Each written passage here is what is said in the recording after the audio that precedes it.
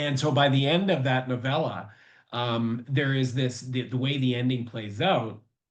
There's this open-ended question of who's really the monster. So Wolf at the Door.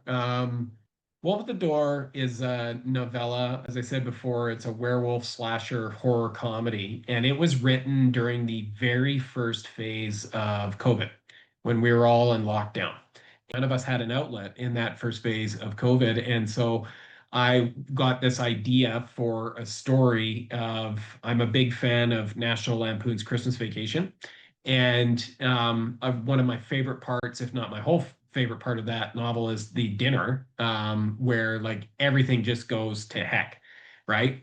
And I thought that would be great. But what would happen if you got a bunch of people together, exactly like that? You had dinner go completely off the rails, and then werewolves show up and start hacking into everybody. And then what happens?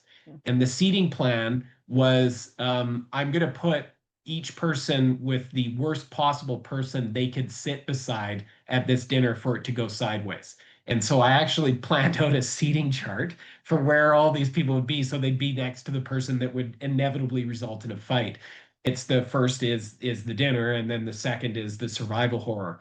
And I think, as one of the broader themes I was trying to unpack in my mind at that point in time during COVID is what happens to people when they go from first world problems to real world problems.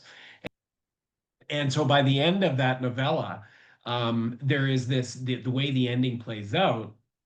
There's this open-ended question of who's really the monster, or have they themselves become monsters in order to survive what has occurred overnight. But it is told through humor, ridiculousness, and like that tone that you would get through like a National Lampoon's Christmas Vacation. The difference being is I picked Thanksgiving, because in Canada, Thanksgiving is in October. And that just seemed to me to be perfect for October, horror, Halloween, dinner, werewolves. I was like, okay, if you had a full moon on an October Thanksgiving in Canada, here we are. And that's ultimately what happened.